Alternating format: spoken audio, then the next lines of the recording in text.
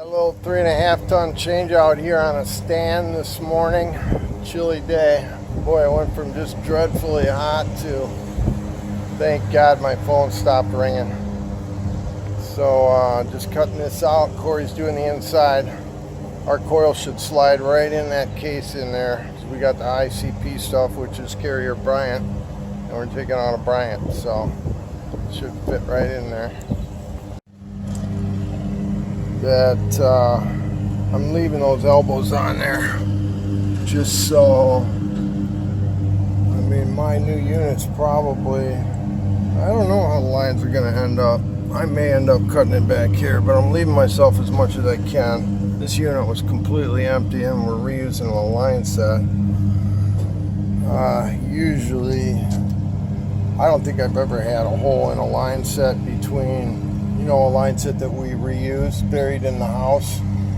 Never have I had one of those leak. I did have one that was buried in the ground that ended up being a leaker, and I never really pinpointed where it was leaking. But, you know, an old 20-year-old townhome with buried line sets, what were they thinking? He's hitting it hard down here. Got his coil in. We're going to go set that big unit on the bracket out there now. So I cut that right next to the service valve, and I marked this pad. You can see my lines. I slid the condenser on there and marked right where this bell ends right here on the pad. So then I slid my pad up and right to where it's going to slide onto that, and that's how we located the pad. Whether it's a little left or right on those brackets doesn't matter. I mean, when you got such a short piece like that and you're lucky enough that you can get it to fit, I mean, by all means, that's where we're going. We're going to slide the new unit right on there. Carrier, I don't know, we took out a Bryant. Just like so. Bryant carrier ICP. Yeah, that's pretty much the same unit as what we're putting in here. What do we got? Lewisburg, Tennessee. ICP.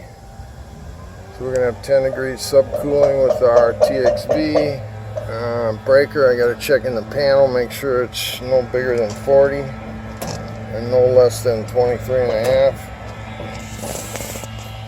Just got to add on to the little guy here.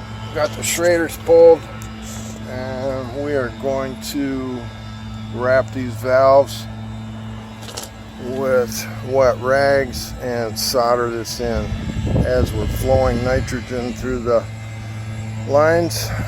They're open on the other end right now. Getting ready to flow my nitrogen here.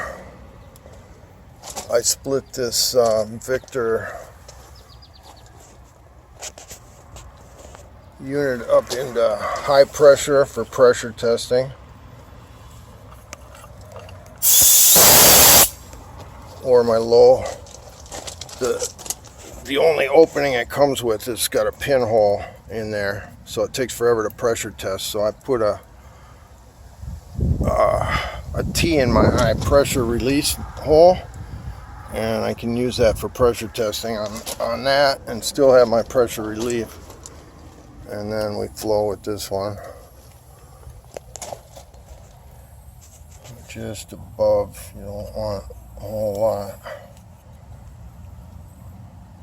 Otherwise it blows your solder off what you're trying to solder. So just barely 3-4 psi.